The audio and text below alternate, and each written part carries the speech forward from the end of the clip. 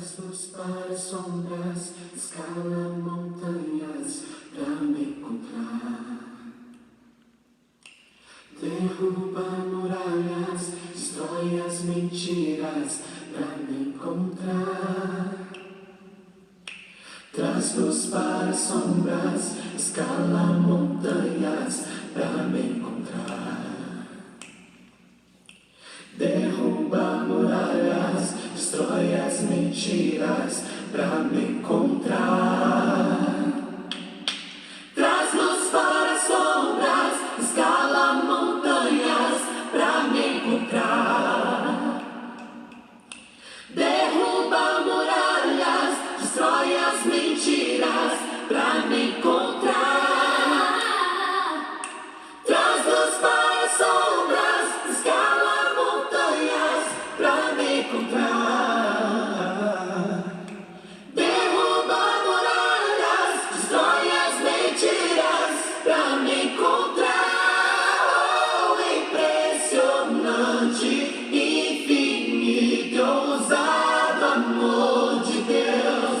Oh, que deixa as 99 só pra me encontrar. Não posso comprá-lo, nem merecê-lo, mesmo assim se entregou. Oh, impressionante, infinito, ousado amor de Deus. Yeah!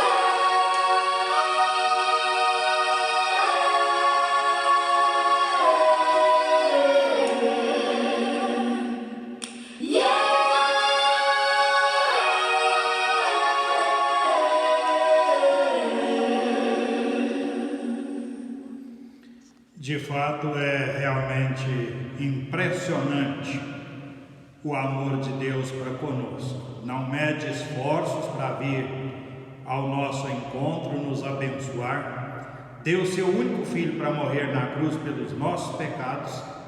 É impressionante o amor do nosso Deus. E vale a pena então a gente valorizar a vida com Deus, valorizar este amor, estudar a palavra dele, descobrir as mensagens que ela tem para as nossas vidas. Eu quero estar te saudando na graça de nosso Senhor Jesus Cristo, desejando que você e sua família estejam bem e juntos sintamos muito melhores estudando a palavra do Senhor.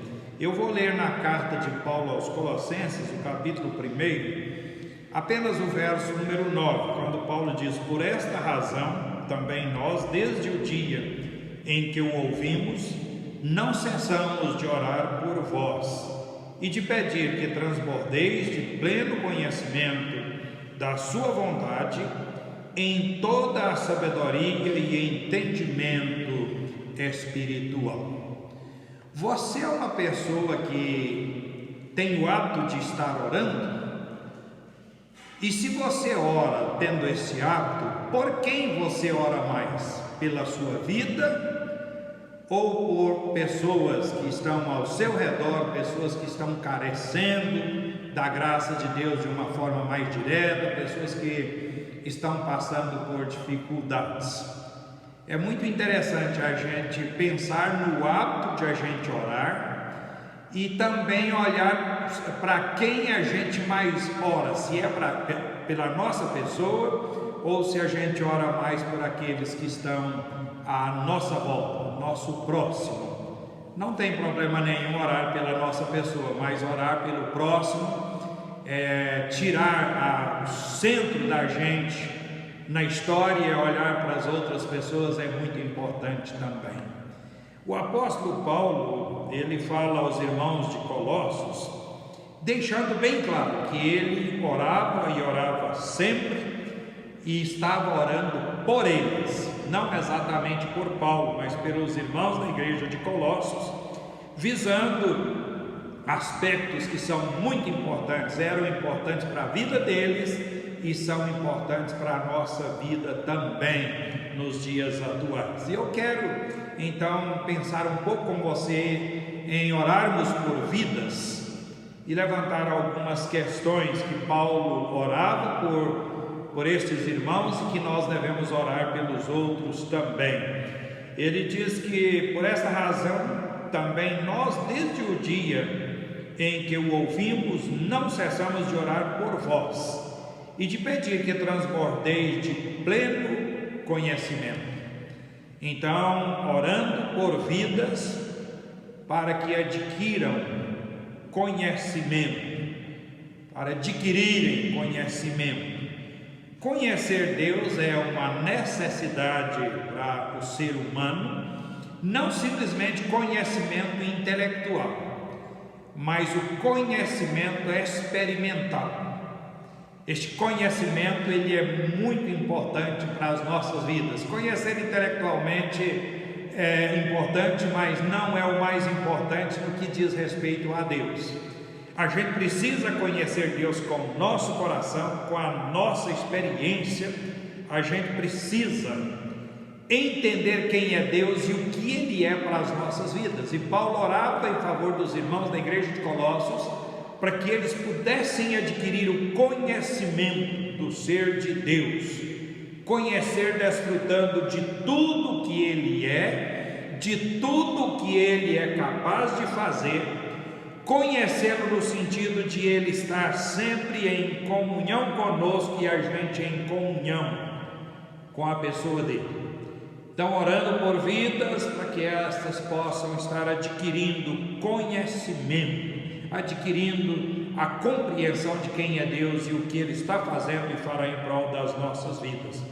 Uma outra questão que ele coloca é para que eles pudessem ter pleno conhecimento da sua vontade. Então, orando por vidas para discernirem a vontade de Deus.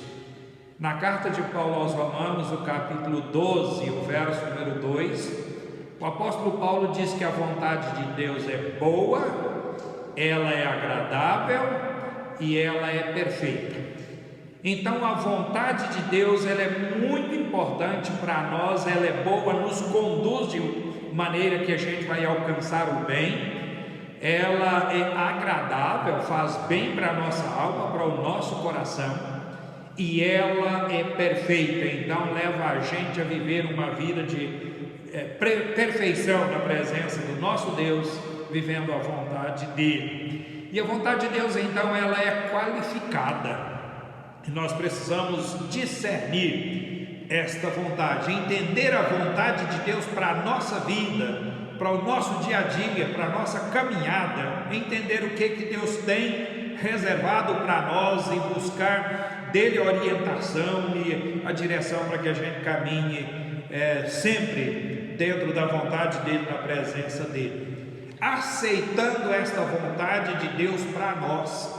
Muitas vezes a gente sabe qual é a vontade de Deus, mas a gente não se submete a ele, não se submete à vontade dele, e a gente precisa então se submeter à vontade de Deus, adquirindo esse conhecimento dela, buscando a ele para nos orientar e para nos encaminhar nessa vontade dele para nós, ter uma compreensão que dignifique a pessoa dele e faça com que a gente sinta bem em estar com ele e em servi-lo dentro do propósito dele em nosso dia a dia.